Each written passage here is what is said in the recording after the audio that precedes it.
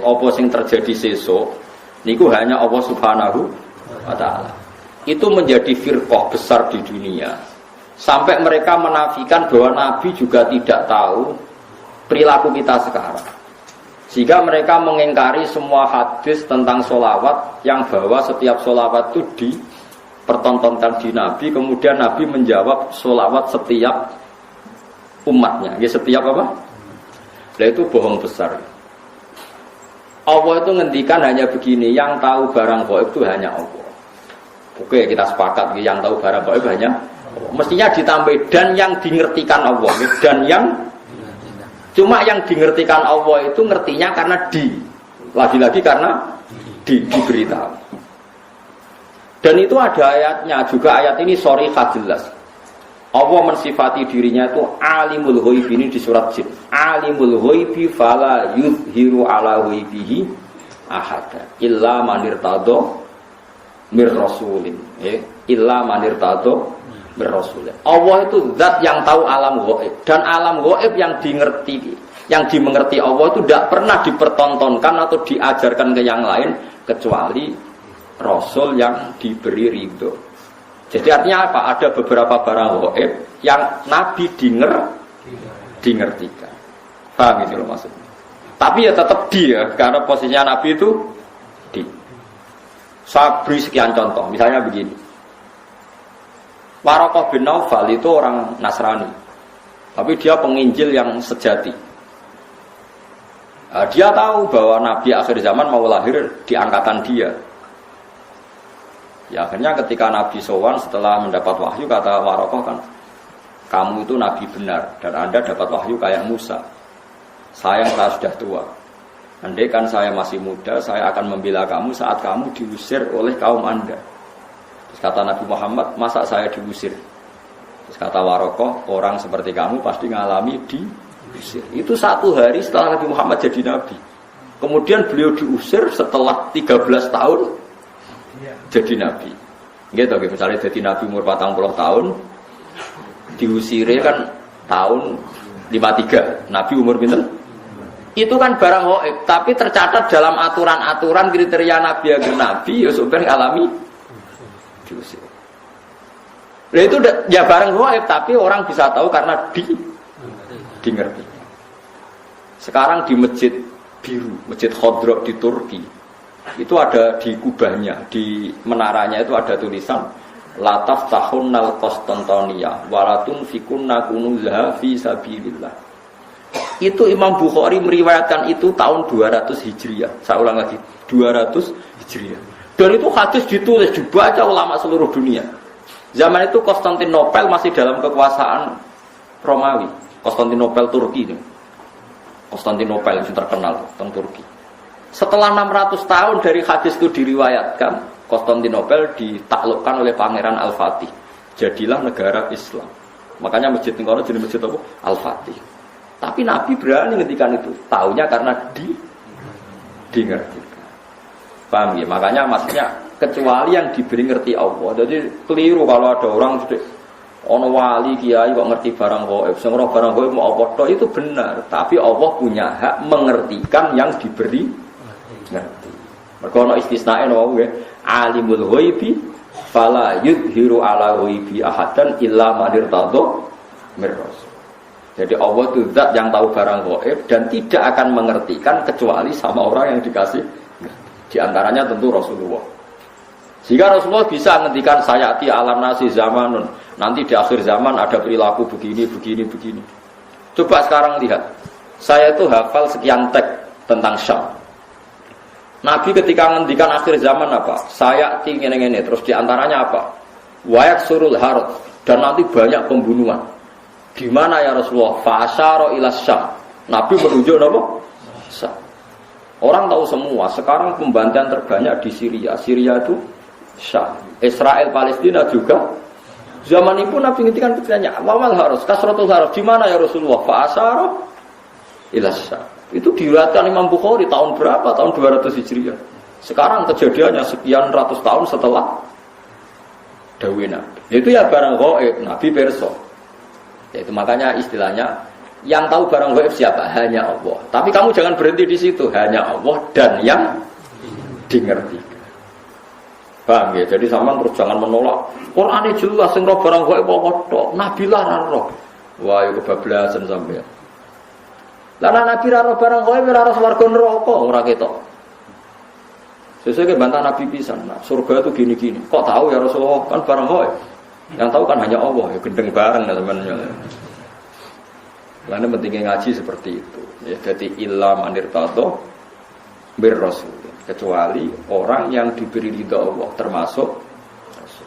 Tidak hanya rasul, itu tadi atau yang diberi ngerti Allah kayak tadi Waraqah bin Naufal, Salman Al-Farisi. Salman Al-Farisi itu orangnya terpelajar. Dia orang Nasrani itu kan, putrane pendeta, pinternya ra karuan. Umurnya 120 tahun. Dia itu ngaji ke pendeta beberapa kali. Setiap ngaji dia omongi, wis ora usah ngaji mbek aku, wis ngaji mbek sumbere wis sapa nabi akhir zaman. Sampai 4 pendeta, lala pendetane bener. Ditenane adikne nabi ku piye? Ya nabi ku ya lucu, alamatnya ku lucu. Beliau itu layak balu sedekah tapi layak balu hadiah.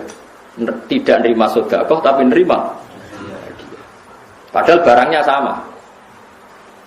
Sampai Salman Al-Farisi itu menjadi buruh di Medina. Padahal dia orang Persia, orang Iran. Pas jadi buruh dapat upah, dibelikan sesuatu itu, datang ke Rasulullah. Zaman itu dia belum Muslim. Ya Rasulullah, saya ini orang asing, ingin memberi sedekah sama engkau. Jawab Nabi, saya tidak nerima sedekah. Terus nyuruh sahabat, cung-cungi pangan, aku ora oleh mangan sedekah. Salman Al-Farisi bilang, hadhihi wahidah, ini satu alamat. Setelah seminggu dia kerja lagi dapat uang. Ya sama, uangnya sama. Orangnya ya sama, Salman Al-Farisi. Yang diberi ya sama, Nabi Muhammad. Ya Rasulullah, saya punya uang. Ingin saya kasih hadiah ke kamu. Nabi diterima. Iya, saya nerima hadiah. Diterima. Padahal barangnya ya bodoh. Hanya dibahasakan sedekah sama hadiah. Itu menunjukkan bahwa dalam nubuwah itu ada sandi. Sama-sama posisinya dikasih, tapi dibahasakan sedekah Nabi menolak. Dibahasakan sedekah hadiah Nabi menerima. Itu ya barang gaib. Salman tahu itu jauh sebelum kenal Nabi, tapi dia tahu bahwa di antara definisi Nabi atau alamat Nabi seperti itu. Dan nanti ditemukan ya persis seperti sifat yang dikenali lewat kitab-kitab rujukannya itu. Nah itu boleh karena dimengertikan. Karena apa? Dimengertikan. Banyaklah cerita-cerita sahabat yang alim, masyhur itu sih. Itu di kitab-kitab hadis masyhur. Sayyidina Umar itu ketika di Medina pasukannya terdesak di Irak Medina itu penerbangan 2 jam. Penerbangan 2 jam iso bayangno jauh. Itu pasukannya terdesak, Umar dari Medina bisa mimpin pasukan yang di Irak. Semua pasukannya dengar suara Umar. Beliau pas khutbah, ya Sariyah Al-Jabal, kalau Jabal tadi, ya Sariyah Al-Jabal, hei pasukanku kamu harus berlindung di atas gunung. Pertama pasukannya sudah santai-santai di ruang terbuka. Di sana kan gurun pasir ya, kalau ruang terbuka itu bahaya sekali. Semua pasukan dengar suara Umar. Akhirnya mereka sembunyi di atas gunung. Nah itu ya barang gaib. Coba jarak Medina. Sampean kene kita waca ora ros trahum. Iku Medina iso delok pasukan teng. Ngerti musuhe liwat kene, pasukane ning kene kalau enggak dingertikan, diperingatkan bahaya.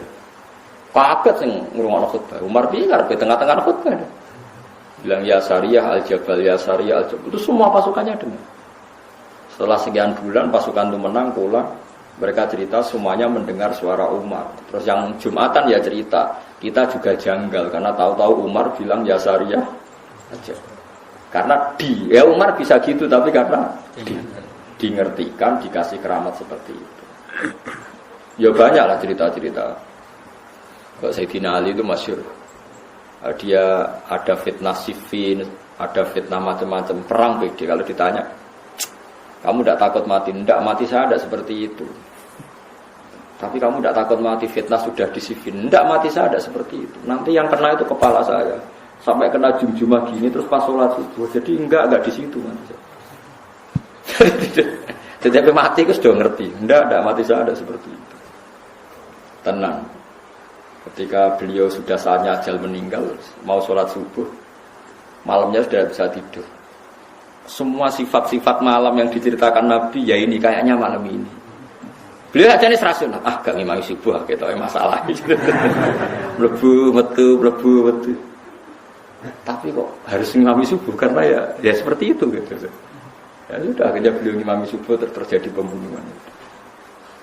Utsman ya sama seperti itu ketika beliau perang ya pede saja.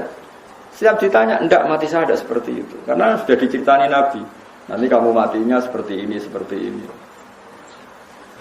Terus ketika beliau dikepung mau mati lah ini ajal saya. Memang gambaran mati saya seperti ini. Ya mati betul. Nah, sampean Islam asli, nggak ngerti barang gaib tenan asli. Itu asli orisinil Mas. Ya, sesuai fitrah. Memang fitrah manusia itu tidak ngerti barang gaib. Itu masih orisinil teman-teman, bener-bener nggak ngerti gitu. Itu bagus lah itu masih. Masih orisinil jadi masih itu. Tapi kamu nggak usah menafikan yang ngerti. Itu tadi ya. Alimul ghaibi fala yudhiru ala ghaibi ahadan illa man irtado mir rasul. Allah itu zat yang tahu barang gaib dan barang gaibnya itu tidak akan dimengertikan kepada siapapun kecuali pada yang dipilih Allah. Tentu termasuk Rasulullah. Sehingga Rasulullah itu tahu detail. Makanya masyhur kan hadis uridot aliyah dunubu umati, setiap dosa umatku diperlihatkan ke saya. Saya tahu sampai ada orang yang dosanya karena ndakok upil atau ndakok napa umbel ning di masjid. Aku ya roh ganjarane umatku. Ganjaran paling gede wong sing ngresiki masjid. Sampai ketika Nabi, engko ning akhir zaman ada seperti ini. Nah, termasuk fitnah akhir zaman Nabi ya cerita, nanti ada pasukan gini-gini pakai tahta royatin sauda, pakai macam-macam itu detail sekali. Nabi ngendikan itu detail sekali fitnah akhir nopo zaman. Wa baru zina, sebenarnya akhir zaman itu zina terang-terangan. Ya, saat ini prostitusi ya terang-terangan tenan itu banyak hadis-hadis seperti itu. Ya termasuk ono hadis meskipun tidak ada di Al-Kutubus Sittah, sebenarnya akhir zaman qalilun ulama katsirun kutuba. Ulama ilmu sidik tapi sing balik pirang-pirang. Kowe ngingkari ora iso. Qalilin ulama'uhu katsirin kutubahu.